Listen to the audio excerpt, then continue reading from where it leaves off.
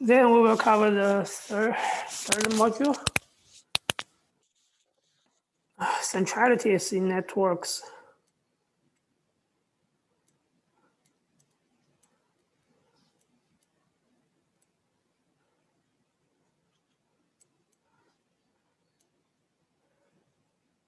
So centrality is a numerical value number assigned to each node to indicate the importance or central of a node in a network. So you can imagine.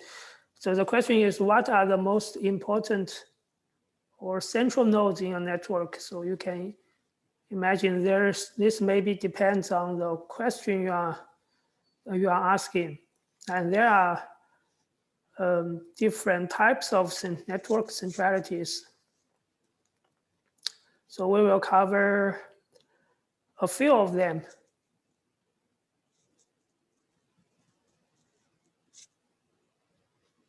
So let's first import some libraries.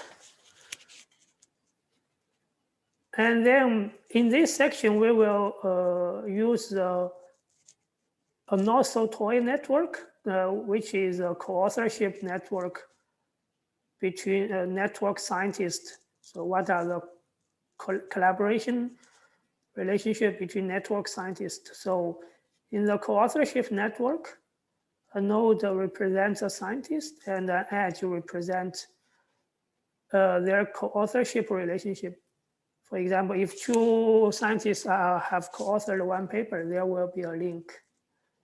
So we will use this data set compiled by Mark Newman, which you can download from this website. So I have downloaded and put it in the data sets here. So network science.gml. So we can take a look at what this network, this GML look like.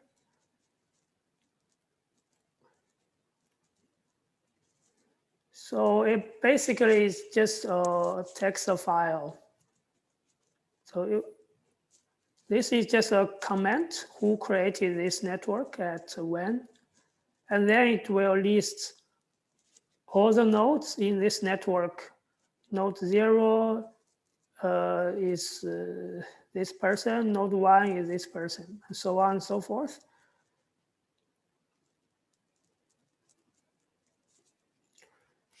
So like here is instead of writing Python code, we can tell Jupyter Notebook this is a shell command.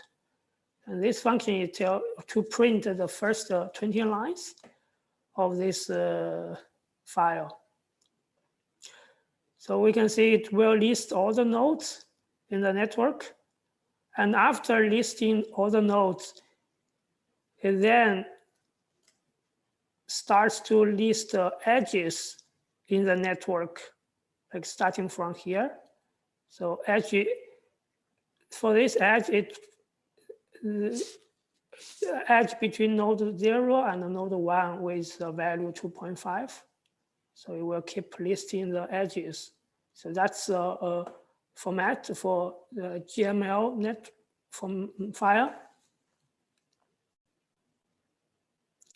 So we can load this network into memory using a read GML. We can check how many nodes in the network and how many edges in the network. We get 1,500 nodes and 2,700 edges.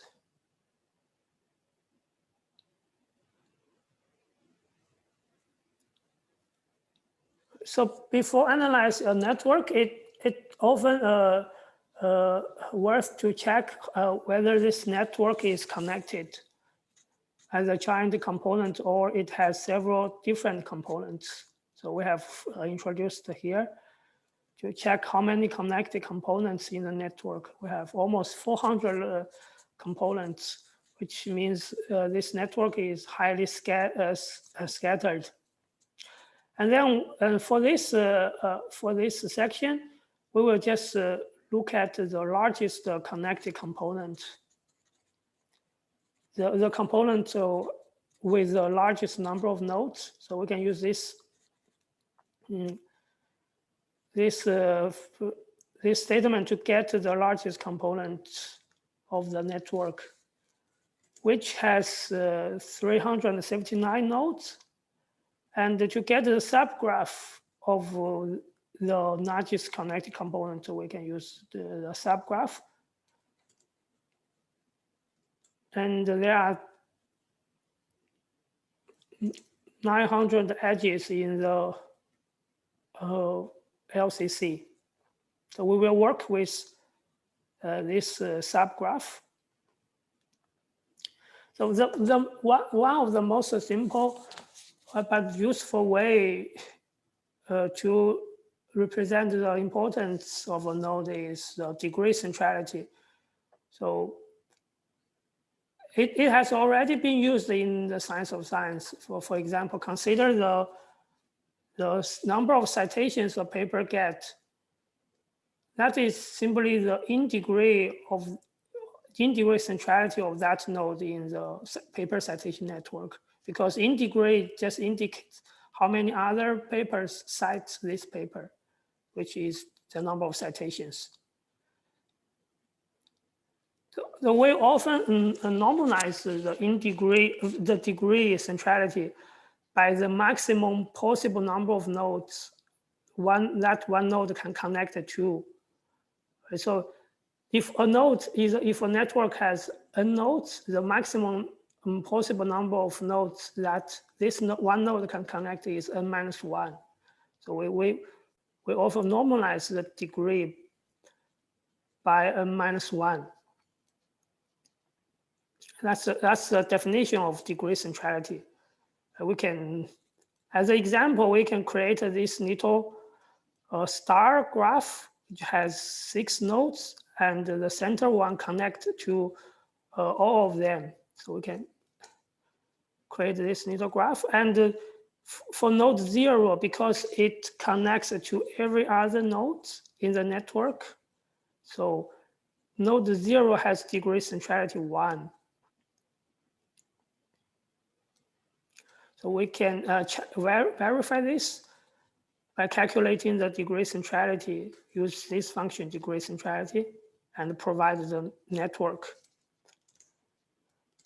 So we can see node 0 has degree centrality 1, and node 1 has degree centrality of 0.2 because its degree is 1, and there are 5 possible nodes that node 1 can connect. So it's 1 divided by 5.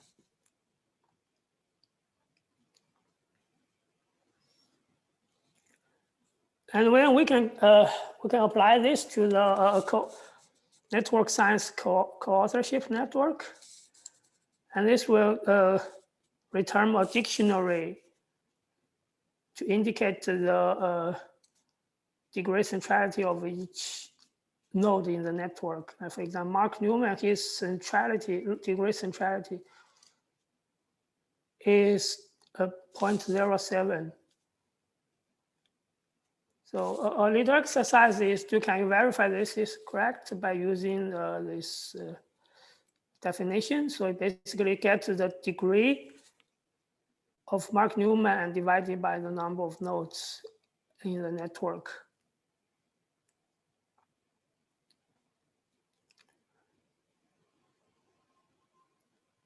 So for directed network, because the edge has directions, so we have in degree centrality and out degree centrality. The definition is still the same. It's the integrate normalized by the number of possible nodes that one node can connect. For example, for this toy network, we can calculate the integrate centrality by using this function integrate centrality, and it will give us a dictionary. We can verify this is correct. We can by getting the integrate of node 0 divided by the number of nodes minus 1. So we can see node 0 has integrate centrality 0.6. And similarly, we can calculate the out degree centrality by using this function called out degree centrality. And similarly, we can do our own calculation here to get to the centrality. So that's the degree centrality. And one extension of degree centrality is something called eigenvector centrality. So the degree centrality assumes that all neighbors are equal, such that each neighbor contributes to 1 credit of importance to the node. But oftentimes, what's only matter is the number of neighbors one node have. That's only matter in degree centrality. But in many cases,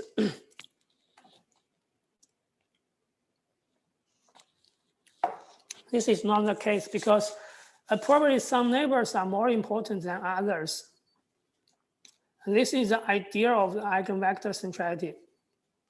So the idea of eigenvector centrality is that the importance of a node is the sum of the importance scores of all of its neighbors, and divided by some constant lambda here. So mathematically, we can do the calculation of eigenvector centrality iteratively. So at iteration t, so the eigenvector centrality xi of a node I is basically just the sum here, the sigma here, the sum of its neighbors. The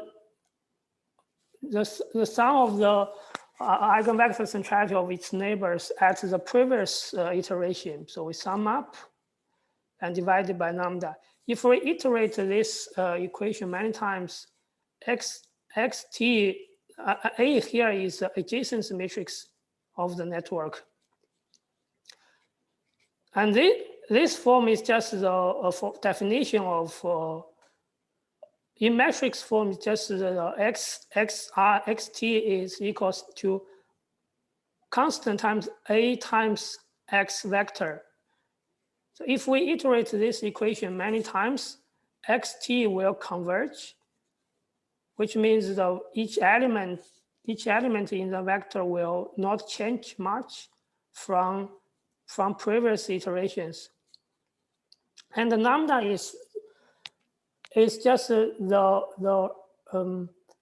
largest eigenvalue of the corresponding to the eigenvector of adjacency matrix. So at the end of the day, xt is just the corresponding eigenvector of the largest eigenvalue lambda of adjacency matrix.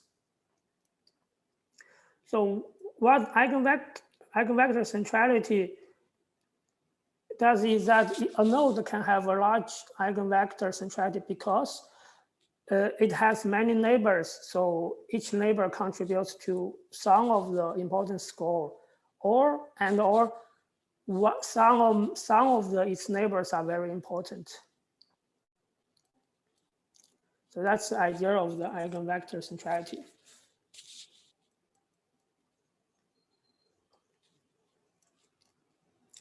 Calculated eigenvector centrality is very simple in network X. So for example, we create this toy network. And by calling eigenvector centrality, this function, we will get the value of each node here.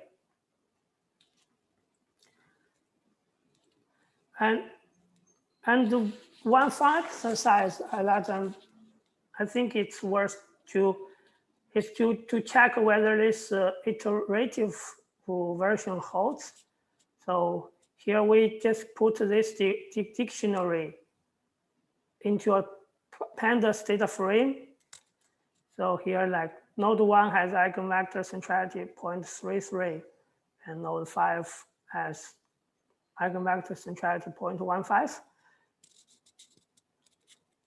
And we can actually calculate the eigenvector centrality naively by using this iterative manner. Right, so here we get the adjacency matrix of this toy network, and put this adjacency matrix into a pandas data frame. So this is a 11 by 11 matrix. One means there's a link between one node and another. 0 means there's no links. And we can use np.linearalgebra.eigenvalues to get the eigenvalue of this adjacency matrix. Right, so this will have returns a list of eigenvalues of this adjacency matrix. And the largest one is the first one, 3.1. And so that's that is lambda here. The lambda is the largest eigenvalue of matrix A. And so we can get the inverse of lambda by using this. So lambda inverse equals 1 divided by eigenvalue 0, which is the largest one. And then we can do the iteration now. So initially, each node has eigenvector centrality 1. So we assign each node of score 1, and then we can do 100 iterations. So at each iteration, the current eigenvector centrality is the adjacency matrix A times the previous eigenvector centrality vector times the 1 over lambda. That's the definition we see here. So the current iteration equals 1 over lambda times A times the previous one. So that's, and we iterate this 100 times. So we can get the eigenvector centrality of each node. And we can see if we increase this to 1,000 times, and the values don't change, which means this vector has converged. But this is what we get using the calculation naively, and this is what we get from the function provided by network X. We see these numbers don't match, but the actual value doesn't matter, because if we scale this, for example, if we scale by dividing the maximum value of the maximum eigenvector centrality, and we do the same for the value we get naively, we normalize it, and we can see that the two groups of numbers matches. So they are basically the same, which means this is what we wanted.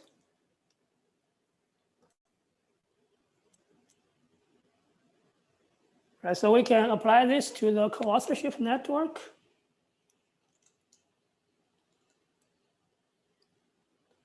And the Mark Newman has eigenvector centrality of 0.011. And again, if we just do this, it does not consider the weight of the network. So if we wanted to take the weight of the links into consideration, we can just specify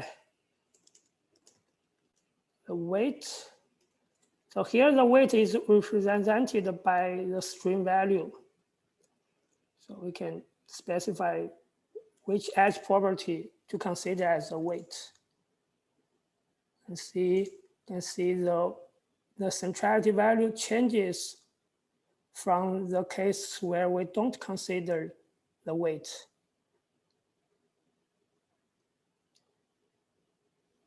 So that's the eigenvector centrality. And the one variant of eigenvector centrality is a famous PageRank centrality proposed by the Google two co-founders.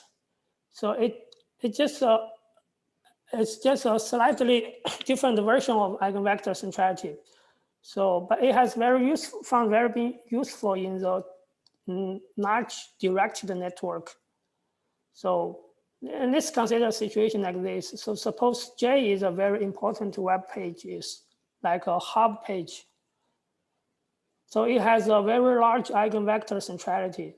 And this hub page, J, points to many, many other pages, right? So if we consider the eigenvector centrality as the importance of a web page, and all those pages that are pointed by node J will be considered important. But what we need to consider is, because for particular I, the importance it gets from node J should be denoted, because I is just one of the many nodes that J endorses. So what we need to do is we need to normalize the importance of the endorsement by the number of nodes that node J endorses. So more formally, we can do the page rank calculation iteratively. So the page rank of a node I at iteration T, it just sums over all the nodes J that point to node I, which is represented by AJI. So for each J, we get its page rank score and divided by the out degree of node J. And we sum up over all the J's, that is a page rank score of node I. And one problem with this, this is the first component of PageRank, and one problem with this is in web pages, if a web page does not have outgoing links, so it will not distribute its importance, so it will only collect. So we need to force it to give out the importance, the endorsement. So that's the second term comes in. So it's basically a constant. Basically, what it does is assumes each node equally distribute its PageRank score to each node, and each node collects all those endorsements from all the nodes, and alpha is a weight of these two components, and it's called the damping factors, and it's often set to 0.85. So that's the idea of the PageRank centrality. So basically, it's a normalized version of eigenvector centrality. So we can calculate very easily by call PageRank. So it also returns a dictionary. Mark Newman has a PageRank 0.016. So, and degree centrality, eigenvector centrality, and PageRank centrality are a group of centralities that takes the neighbors and their neighbors into consideration. And another group of centrality is path-based centralities. And we will introduce a closely centrality. So what closely centrality measures for node I is how close on average it is to other nodes in the network.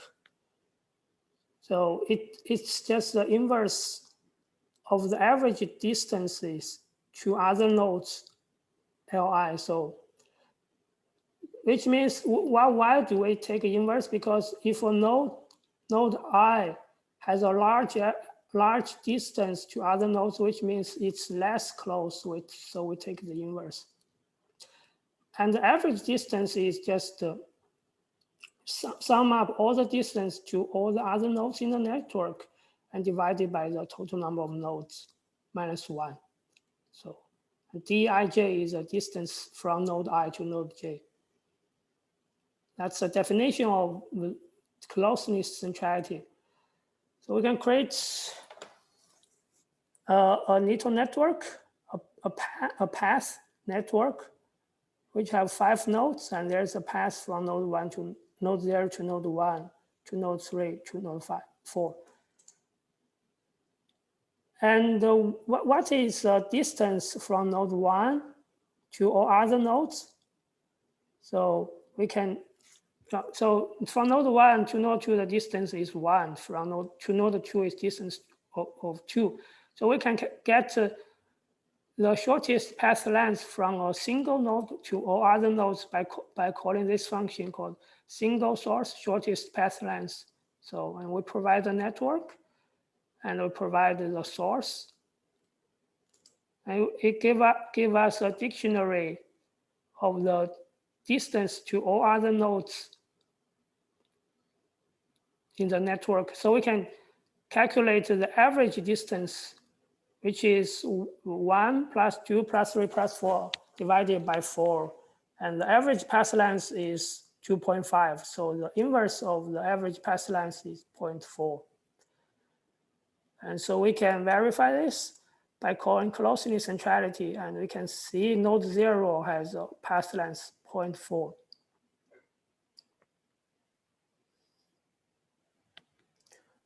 Right, so apply this to the network science co-authorship network. It may take some time for large network because we need to calculate the distance between nodes. So, and the network X actually provides a bunch of centralities. So like we cover the degree, eigenvector closeness. And there are other centralities so you can play with. Like the betweenness centrality also is very widely used, but it's very costly to calculate.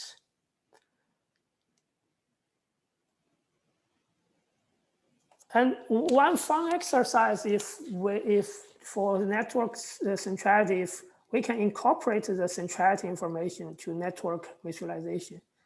So what we're trying to do is we have a network. This is a co-authorship network. We can just draw it as we did previously. And here we don't want to show the node labels because if we show it, we will not see the nodes. Right, so this is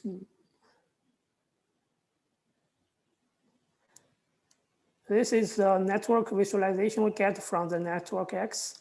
And now what we can do is we can change the size of the node based on the centrality value. For example, we can set node size, but based on the eigenvector centrality. Like here, what this does is we set the minimum size of a node is 40, and the maximum one is based on its eigenvector centrality. So it's linearly proportional to the eigenvector centrality. And if we draw it, so we can see that the size are not different, and the eigenvector, the large nodes with large eigenvector centrality are concentrated here. This makes sense because if a node has a large eigenvector centrality, then all its neighbors will get large eigenvector centrality by definition. So that's what we usually do for, at least for me, do is to set node size by some importance measure of the nodes. And so you can play with different types of eigenvector centralities by changing the functions, and sometimes you need to tweak a bit. And for exercise or more small projects, I think is to compare the difference of different centrality values. For example, in this paper, on finding scientific gems with Google's PageRank algorithm, so it published a while ago. What they did is they constructed the paper citation network, and they compare and they get to the in degree, which is the number of citations, and compare it with PageRank. And what they find is there's some notes. There are some papers, although their in degree is not very high and their page ranks are very high, and they call these papers gems. And those papers are universally familiar to physicists. And the one exercise is, since we provided the MAG data set, so you can repeat this to find the gems in the discipline that you are interested in. This is a small, I think it's a small project to do. And that's the third section of this.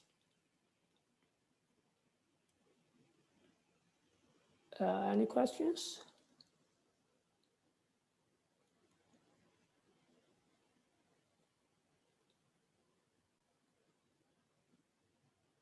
I was wondering if there is a way of showing the labels of the nodes that have the greatest eigenvector. Like you tweaked the network so that the nodes would look bigger. But I was wondering if we could just show the labels of those of the biggest nodes. Oh yes. So what we can do is it's a bit of hacking. So what we can do is we change this to true, which means we can print the labels, but we need to set some of we will change the nodes with small eigenvalue. We change their names to an empty string, so it will still display on the network, but it just because it's empty, so we didn't see anything, and we only keep the node names with nodes with large eigenvector centralities.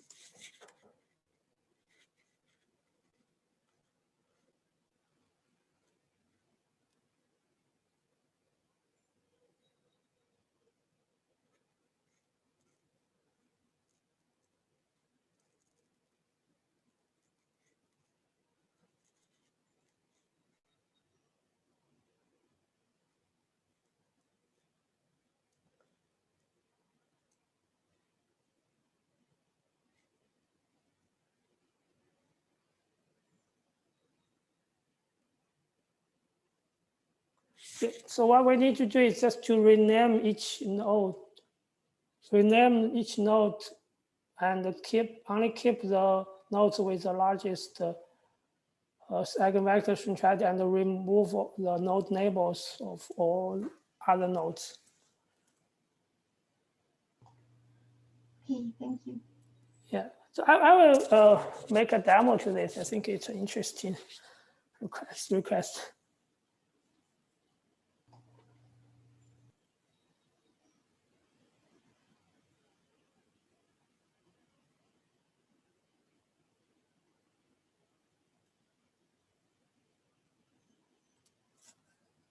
Are there any other questions?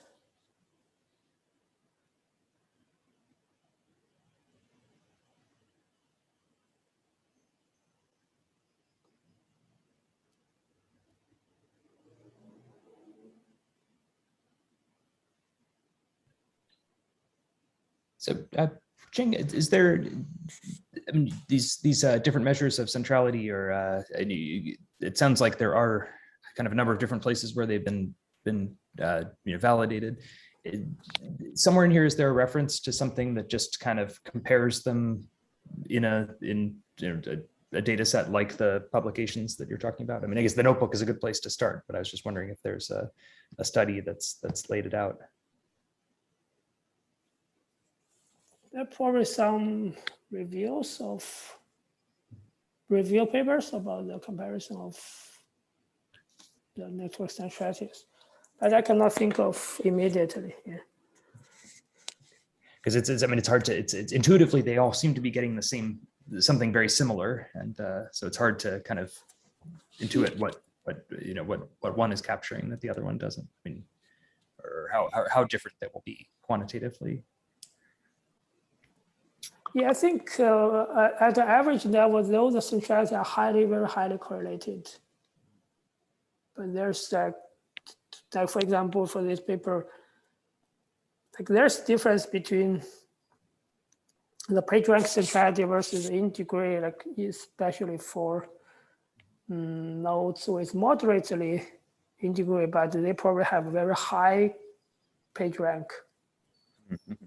But overall, they are all very highly correlated. Right. Yeah, and it's obviously there these, you can get these weird outliers, right? I mean, I guess the web has shown us how you can abuse it, and so I guess PageRank has solved that problem, right, with the kind of weird problematic web pages. It's really interesting to know what the analogy is for these publication networks, for instance. Mm-hmm.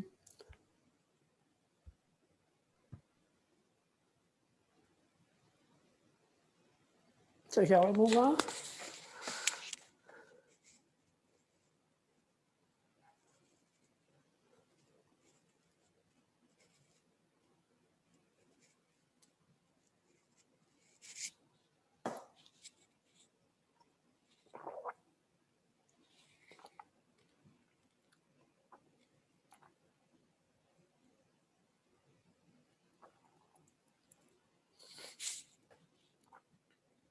Yeah, so there's a question about how to go from Mac to GML. So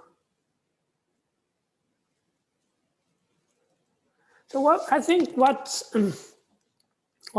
one can do is you construct a network based on the Mac, and once you get the network, you can just to save it as a GML file format.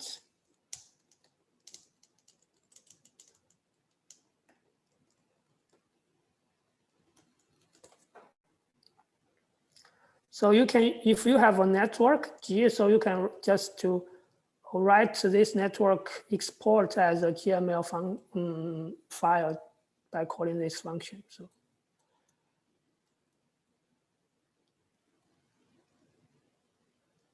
for example, what we can do is write GML and we provide the network.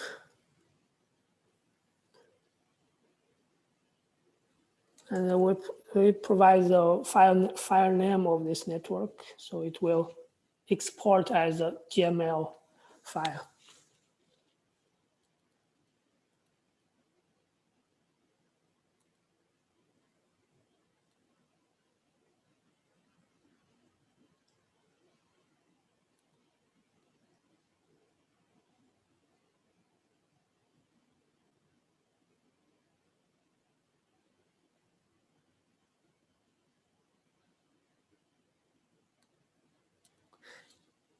Yeah, I think about the comparison, I think one very illustrated way is we set the node size or node color based on different centralities and to show them side by side. I think there's a maybe.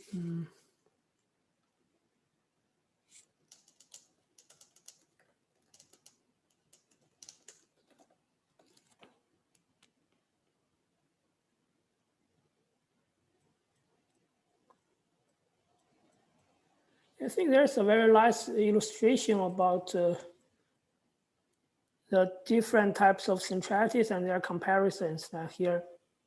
It's all the same, but the only difference is they colored the nodes based on the centrality, different centrality values. Like this one is based on the betweenness centrality, and this one is based on the closeness centrality. And closeness centrality is like here. The large ones are here, but eigenvector centrality is large ones are nodes here. So this is a nice way to illustrate, to compare different types of centralities. So I can actually reproduce this by just to duplicate these figures.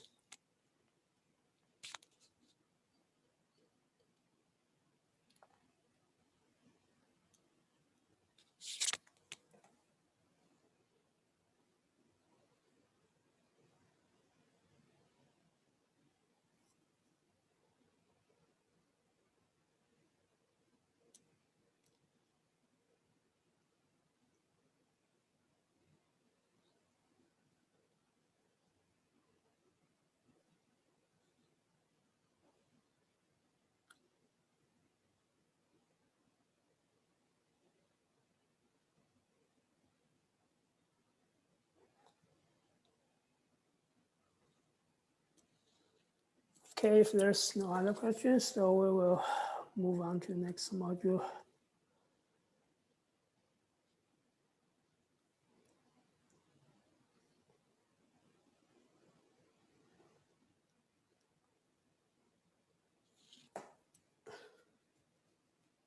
So communities in networks. So this is a very big topic, and with a lot of researches going on, a lot of methods. But what I'm trying to do here is just to give you some intuitions about what is a community, because you can just apply this packages to get the communities in the networks. Oh, by the way, there's a paper reviews the different types of community detections in network. Give a very detailed overview about this field.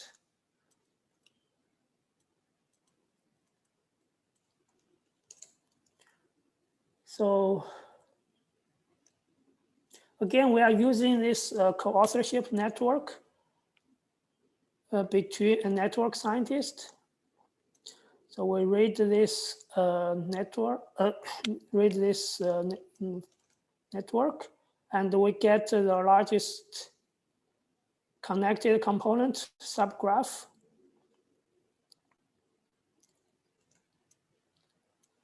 And then we get the adjacency matrix of the largest connected component graph, which is basically just a 0 and 1. And what we can do to develop some intuitions about what are the communities is we just plot this matrix, 0, 1 matrix. So there's a matplotlib can very conveniently do this by called IM_show, image show, IM_show. So here we provide the adjacency matrix,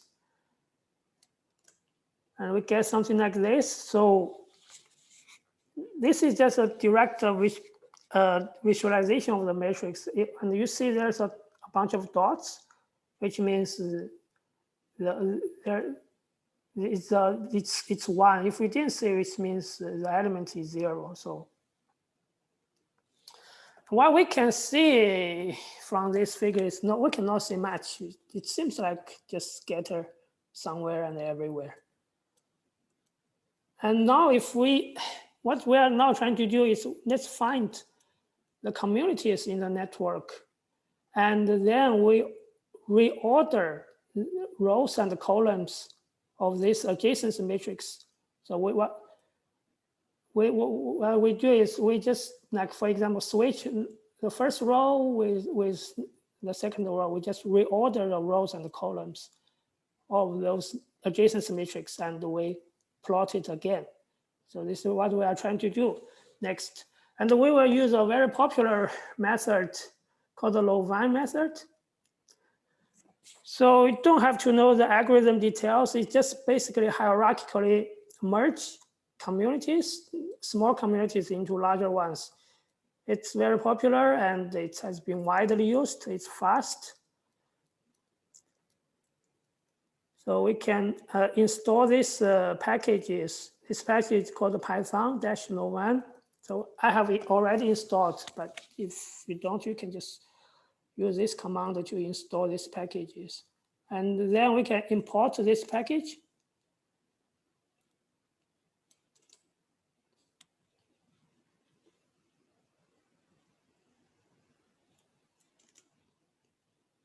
I have just installed and we can import it. And we can then detect the communities by calling the best partition. But partition is just to partition the network nodes into different sets so that the union of those sets are the entire network. And this will give us a dictionary of the community membership of each node. And for example, Mark Newman belongs to community number 14. And then what we are doing in these 3 lines of code is we reverse the dictionary, the key value, and the key is the community, and the value is the nodes in that community. So what we can do is we iterate the key value pairs in the dictionary, and we put the community number as the key and put the nodes as one of the elements in the list. So what you can see is what are the nodes, what are the members in community 15. So it will print all the nodes in community 15, and we can see Mark Newman is someone here. Oh, it should be node 14.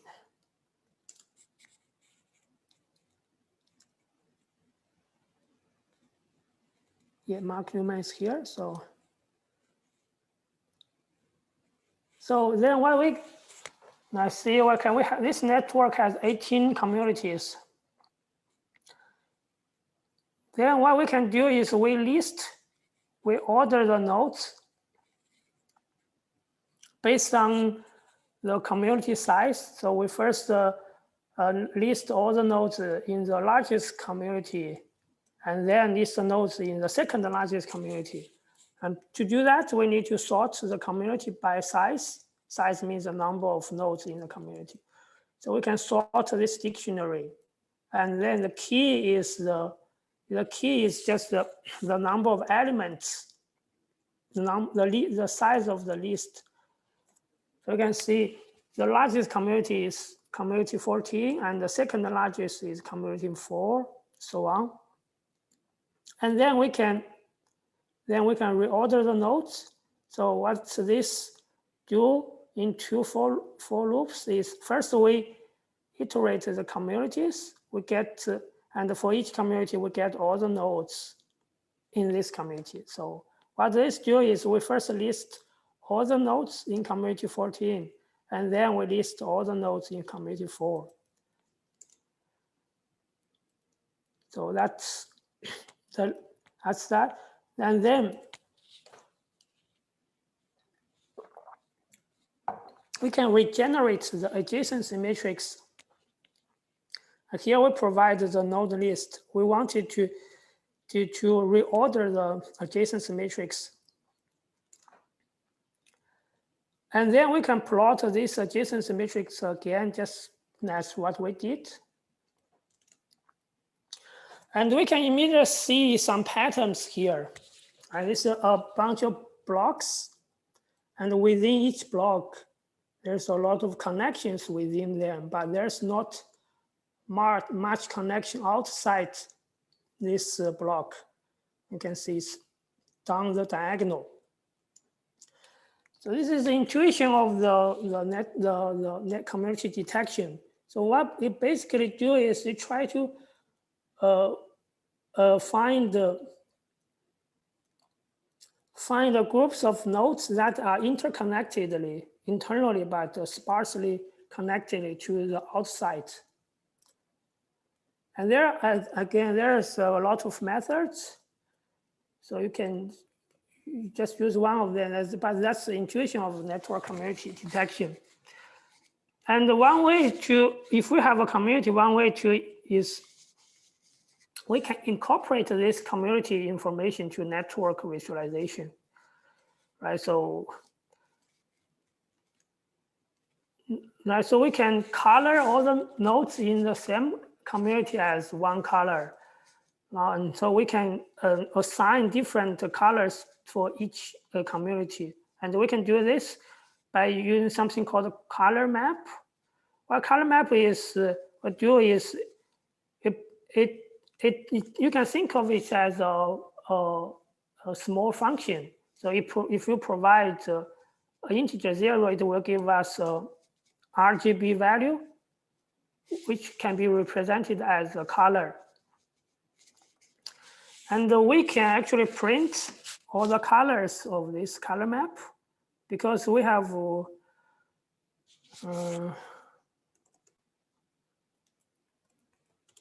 18 communities, so we can count there are 18 different colors.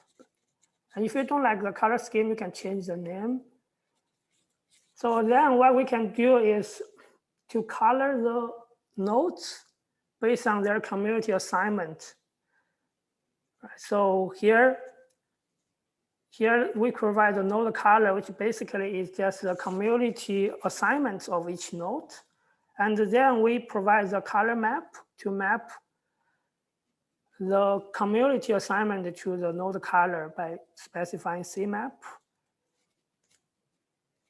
So we can see now this is the community detected by Novan methods.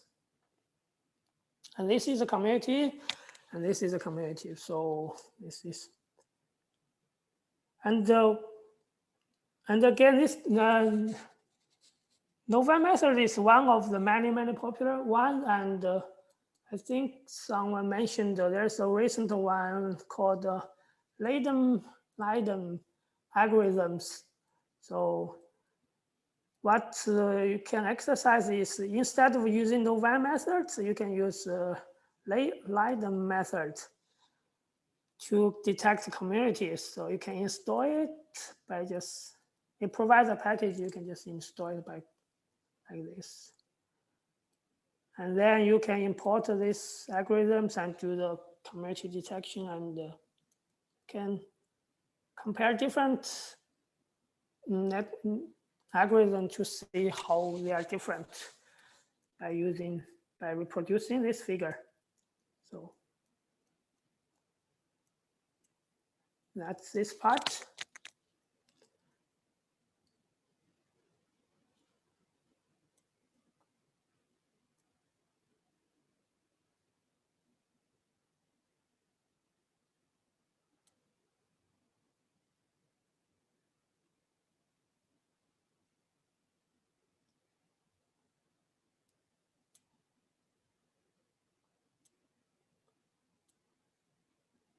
Any questions for this section?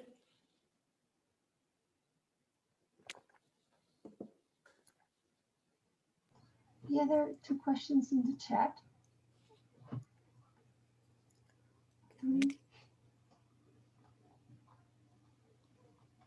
Okay, okay.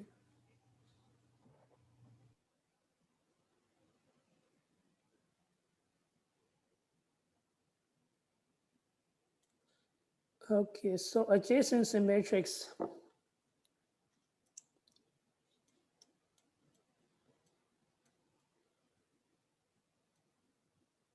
So the adjacency matrix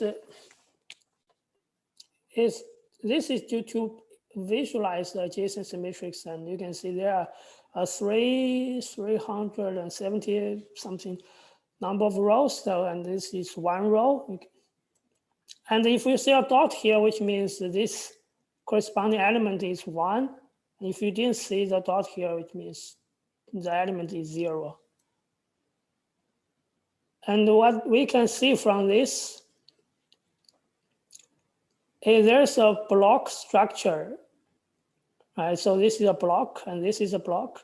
And within this block, there are a lot of dots here, which means there are a lot of links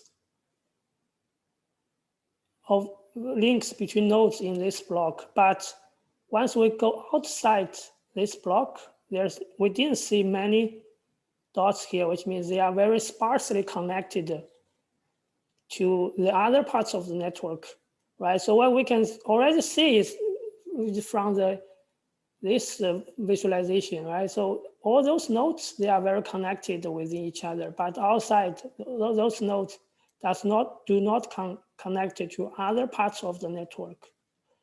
So that's what we are seeing for this. So network community detection is just to find groups of nodes that are internally connected very intensely, but sparsely connected to the outside of the groups of nodes.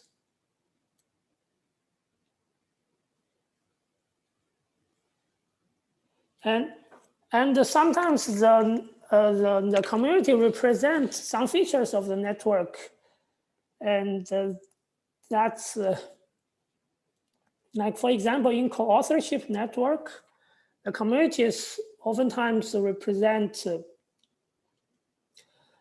the disciplines. So you can see there may be a lot of collaboration within a certain discipline, but probably there's not much collaborations within different disciplines, relatively. So oftentimes at least in the collaboration network, communities represent the discipline assignment. And there's a lot of research that are trying to justify their community detection algorithm makes sense by using some metadata of the nodes. So they argue that their community detection is good because it represents some features of the nodes.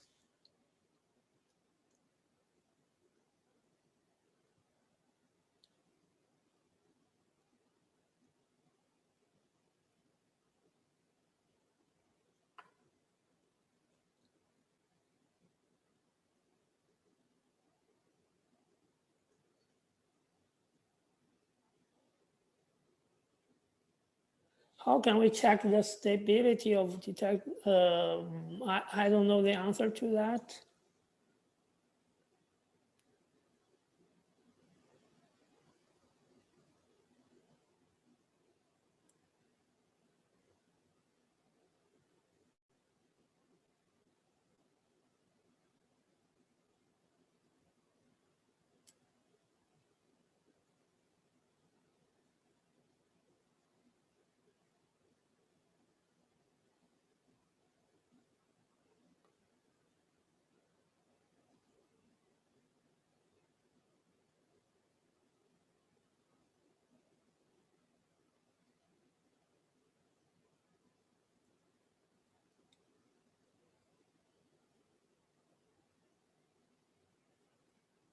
Yeah, each block is a community. Like there may be, I don't know, 40 something nodes.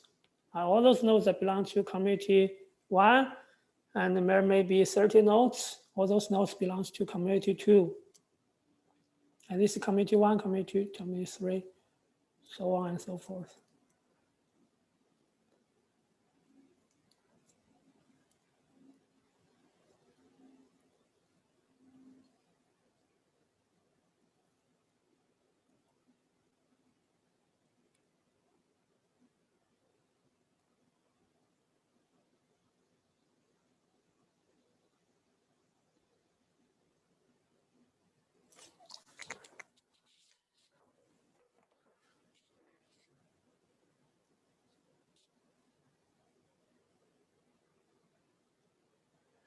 Yeah, to compare the similarities between different algorithms, there are different measures. ARI is one of them. Another is called normalized normalize the mutual information so we can compare different types of communities, how they are different or how they are similar.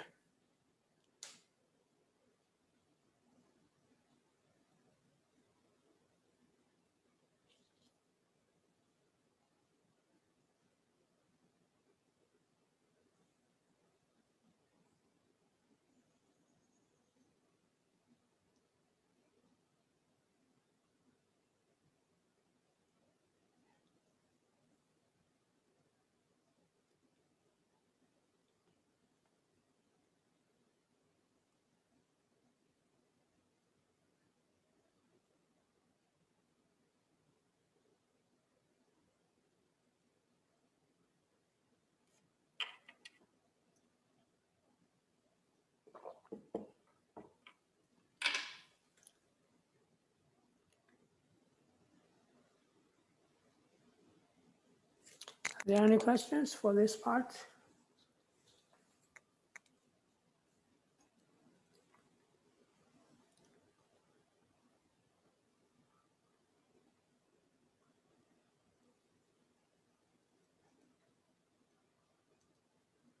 Okay, so the last one is network visualization. I think we have already covered it partly.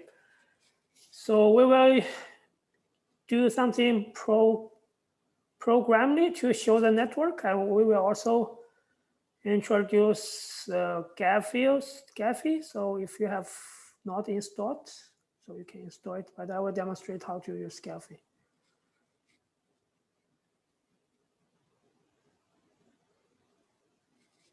So again, we are using the network science collaboration network, and we get the largest component subgraph here. So what we have covered previously is we set the node size by some type of centrality measures, like some other node level numericals. So, and we can also set the node color by the community assignment or other categorical variables. So this is just a practice, at least to me. And one crucial step is we need to have a nice layout of a graph, which means is we need to put each node in the 2D space where to put each node. And the network X provides different layout algorithms. So you can get different types of layout. And we will use something called sprint layout. Well, what sprint layout do is you just simulate simulate the forces between nodes. So two nodes can be pulled apart, but there's a link that are treating as a springs to force them close to each other. So you simulate this, and then after some time, the node positions will not change. So we can get the sprint layout of the network by code sprint layout and provide a network. And it will return a dictionary containing the XY coordinates of a node. So for example, Mark Newman, his coordinates is this. So it's two numbers indicating the position in the XY plane. And so since we have this layout, so we can plot it again, and then here we specify the positions of each node by using this parameter called position, and we provide the position returned by sprint layout. So this is what we get, and this will not change if we run it. And if we don't provide this will change every time. So this will be very convenient if we have different networks to compare because all the nodes are fixed. And then is what we cover, we can color the nodes by their centrality measures. And here we are using degree centrality. right? So provide the node size based on the degree centrality. We can see this node, these parts have a large degree centrality. And then we can color the nodes by the community assignment. This is what I have done previously. So we use the low-val method to detect communities, and I think we have covered all those. Oh, here we, instead of previously we are using something called the Centralities. So now we are using a different color map called plasma. So, and Matplotlib provides many types of color map. So you can get anyone you like, just to provide the name of the color map, right? We have used the Centralities, and now we are using plasma. And there are a lot of color maps. So can show the 18 colors of this color map. And then we can color the nodes by their community assignment. Right, so, and this looks much nicer. And this is a fun exercise, is we try different color map and plot them side by side.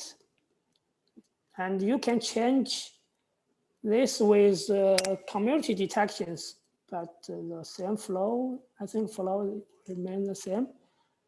So what we do is we create a very large canvas with 12 by 12, and then we split this canvas into 2 times 2 sub panels. So there are 4 panels, 2 by 2, and then for each color map, and we want to plot the color map in the first sub panel, the second color map in then this panel, so that this for loop is doing. So within each for loop, we just draw the network, but we only need to change the color map here. So the color map is just the 4 different color maps. And then sometimes we want to put this figure in a paper, so we can save it as a PDF file. So we can just save fig to save it as a PDF file.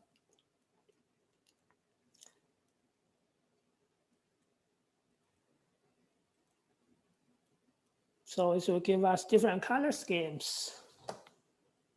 But you can definitely change this based on the different communities. So you can compare how different communities works.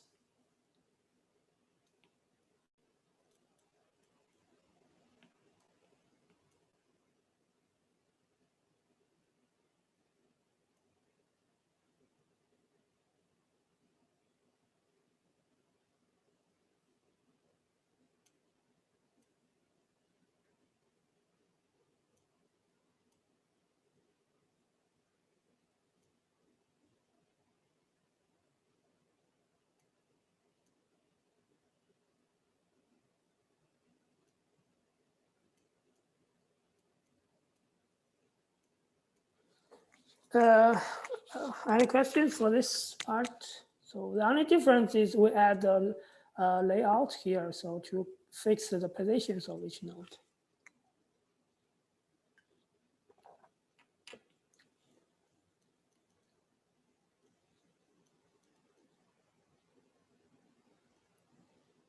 So if not, I will introduce Delphi.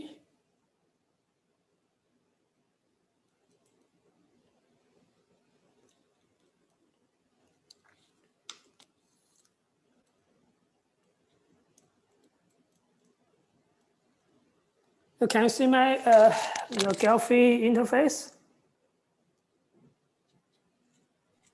Yes. Now, so this is a Delphi. So Delphi is a very nice tool to analyze and visualize network. It basically is like what you see is what you get. But it's not actively maintained. And I think the latest release is like 1 or 2 years ago. Anyway, so this is an interface. What we do is let's try to open a network. So we click open, and now I have downloaded the network science YAML file on my local disk. So we can open it. So this will give us a first report of network is undirected with 1,500 nodes and 2,700 links. So, and then we click OK.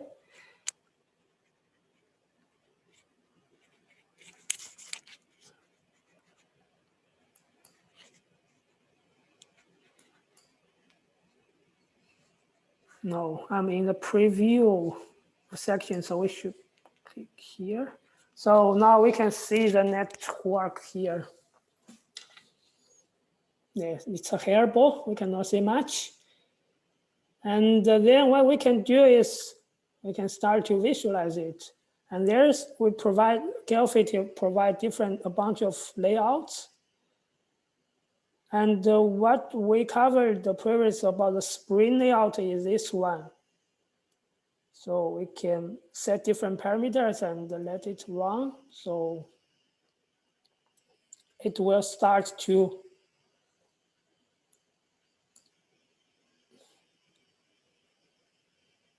simulate the positions of each node.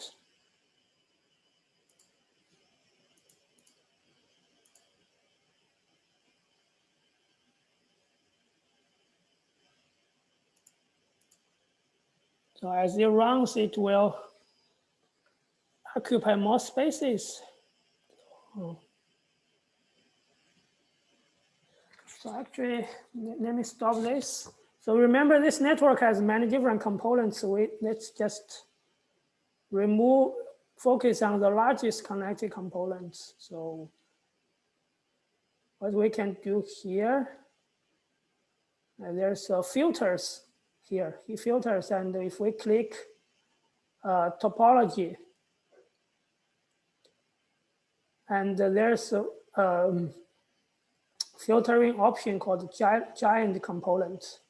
So if we double click that, so these queries will appear here. So which means we can apply these queries to this network. And if we click here, apply this filter, and we can immediately see that up here, the number of nodes decreases. And there are only 300 nodes, and it's about 23% of all the nodes, and the number of links, it's about 1/3 of all the links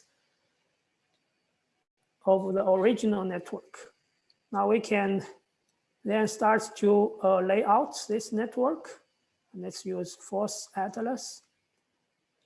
So it will quickly converge. As you can see, the node positions do not change much. And if we zoom in, we can see that these nodes are, we can zoom in, we can see that these nodes are sort of overlapped with each other. And one way to get rid of that is we click this prevent overlap. So we can see that we can see the nodes more clearly.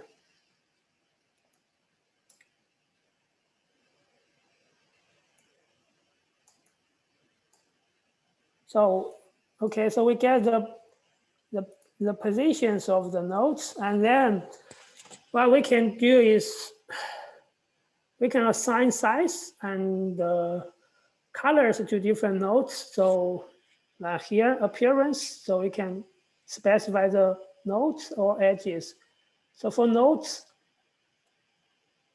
and this means you can adjust the size of a node. If we click this,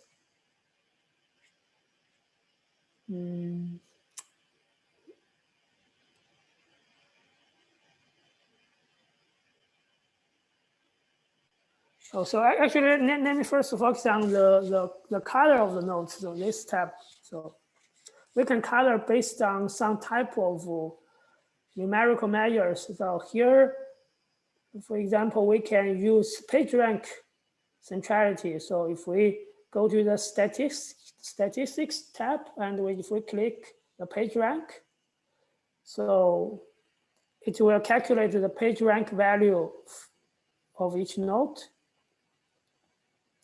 And this will give us a report about the distribution of PageRank. It's all very small. So once we have done that, let's go back to the appearance node. And now if we click here, we choose the attributes, we can see the PageRank value appears. Now we can map the color the nodes based on their PageRank value. So this is a color map. And then we can apply it. So we can color the nodes based on their PageRank value. And we can see this is very dark, which means this node has a very large PageRank. And also this one and other nodes has very small value. So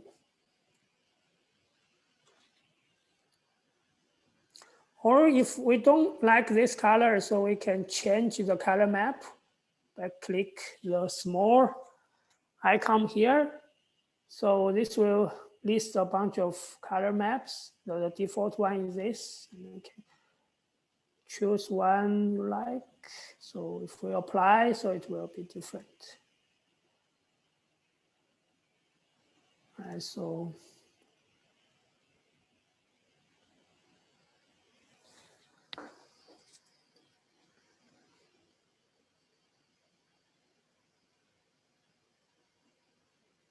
how about if we want to set the size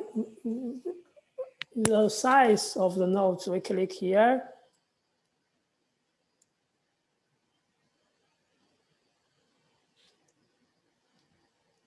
Or how about if we wanted to set the nodes based on their community assignment? So then what we can do is to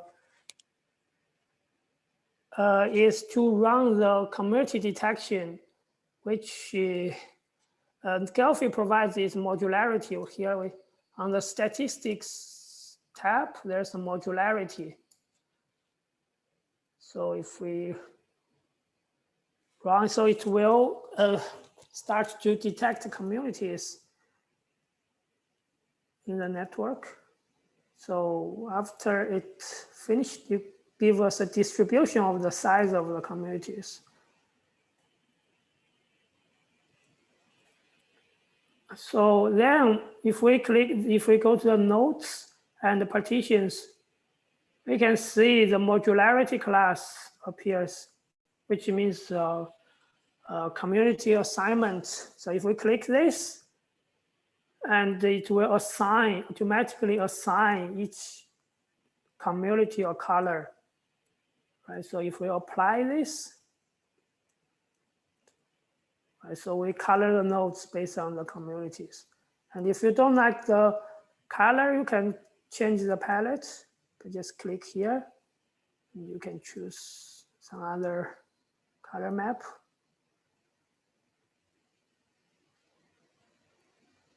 Yeah, so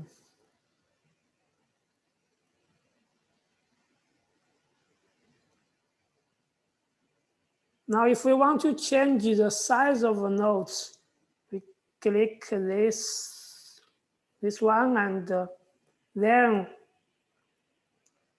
we can choose the attributes. We can, for example, set the node size based on their PageRank, and then we can specify the minimum size and the maximum size. So this will, now we can reduce the size, maximum size, and reduce the minimum size. Right, so it will be something like this. So suppose you are happy with this network visualization and you can export it. To do that, you need to go to the preview tab. And sometimes it does not refresh. So you click refresh. This will give us the network we have visualized. And then there's a bunch of options you can use. For example, if you don't want to show the edge, you can unclick here and you refresh, so you cannot see the links now. Or sometimes by default, all those links are curved. So if you like straight links, so you can uncheck here. All the links will be straight lines.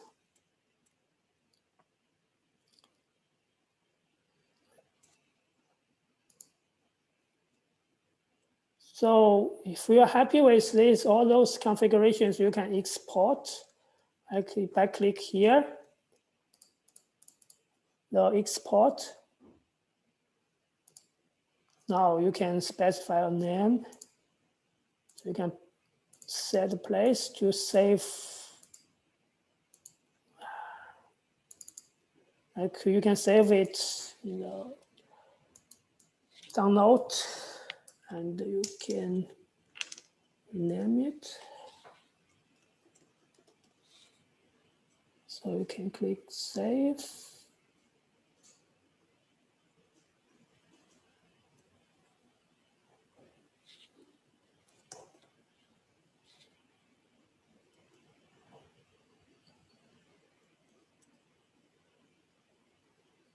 Then I will stop sharing and show the results we get.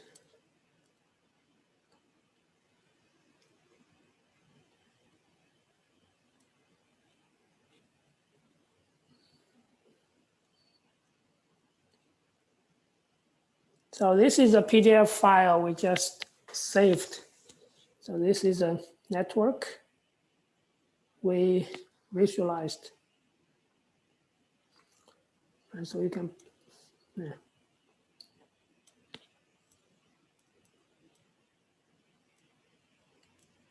Any questions for this Delphi visualization?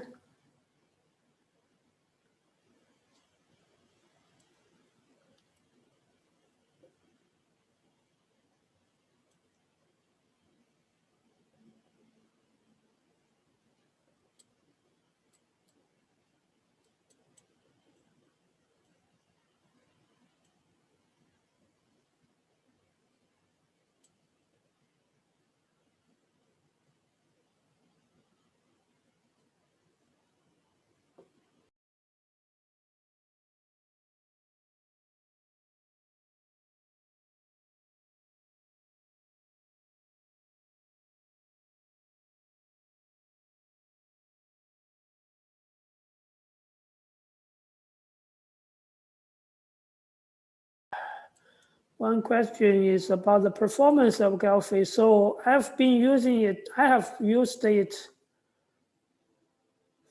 for nodes with, I think, more than 10,000 nodes. For networks with more than 10,000 nodes, it can do it it can do the job.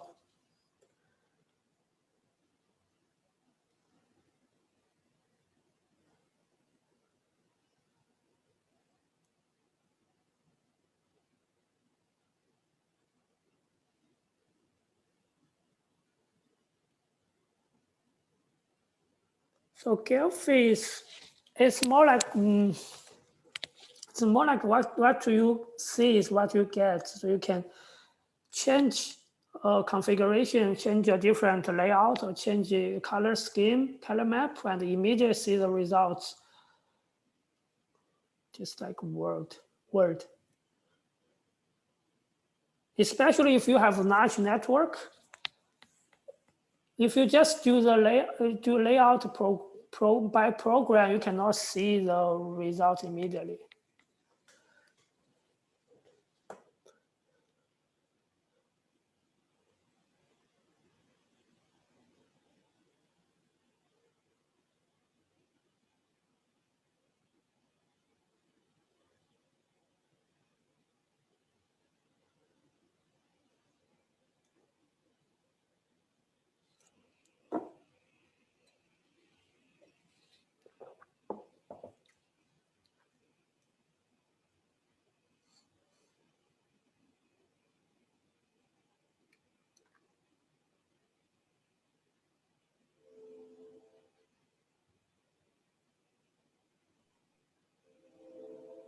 So just reading Rodri's note, it sounds like they're missing or they need developers. So is the project still being maintained? Yeah, my understanding is that they're looking to get it back on track. I only know this because I saw Matthew Giacomi posted just as we were talking about Gephi. So, and he's lovely.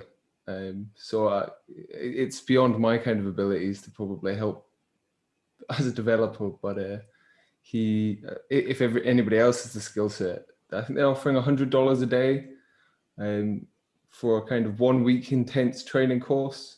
So they'll pay you to kind of get involved in being part of this. So it sounds like a great opportunity.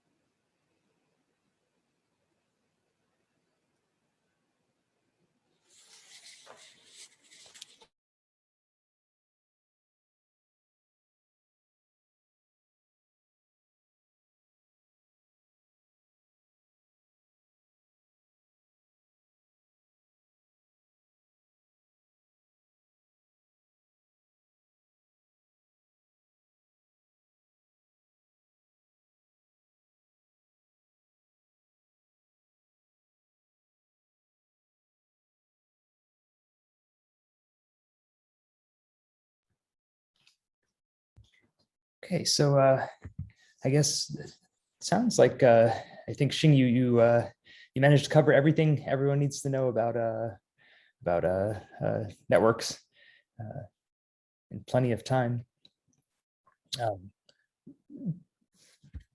So it looks like we've covered the material that you had in your lectures. Was there anything else that you thought would be worth discussing? Or No, I think I have covered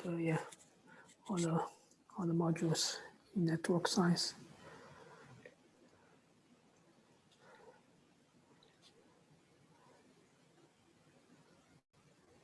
okay, so yeah, so looking at the schedule, I guess we could have a sort of an extended break now if. But obviously, I think I mean, there's plenty of material here to experiment with. So I'm kind of curious to work through some of these exercises myself.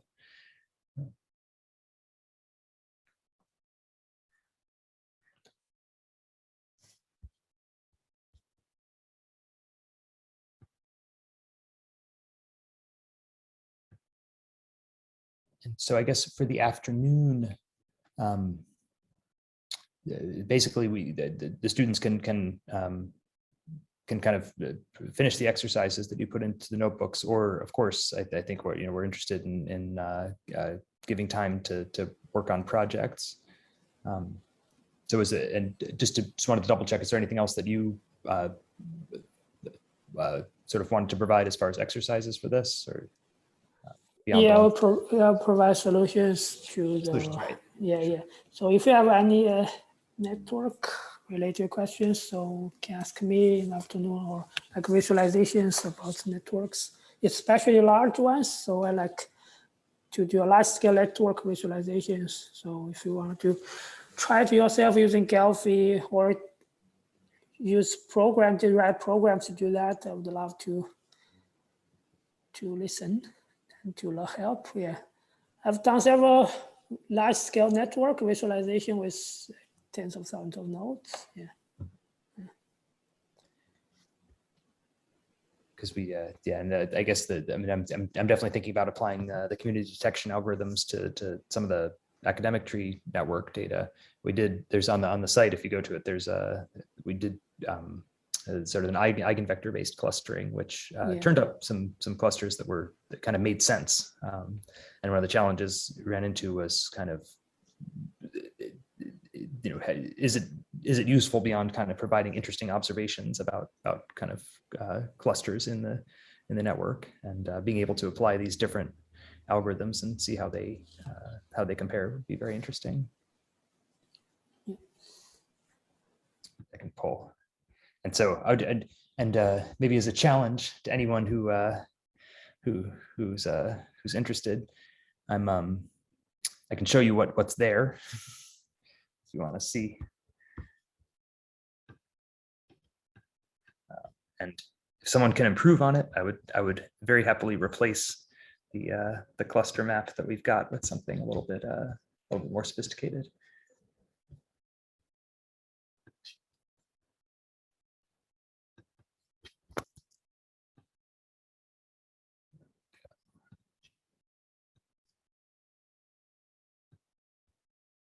Here's our. So this is drawn several years ago using GraphViz, which I don't know if anyone's familiar with that wonderful piece of software. But I think we had, it's like 60 nodes, and this is just clustering neuroscience, and kind of very roughly plotted in chronological order. So we defined these clusters using an eigenvector analysis, and then plotted them. Sort of the y-axis is time. So these newest clusters are showing up down at the bottom, and then some of the sort of classic groups. So for those of you getting back to our favorite synaptic physiologists, who are some of the seminal neurophysiologists, you can kind of see them in this cluster, and you wander around. And if you kind of look around, here's sort of a computational neuroscience, visual neuroscience cluster. So it's so again, I think it's one of the, I think it highlights how these giant data sets can be kind of very interesting just to browse. And it'd be great to see if there's some other kind of, I guess, new millennium tools for visualizing this stuff. So definitely welcome any ideas or sort of pilot experiments.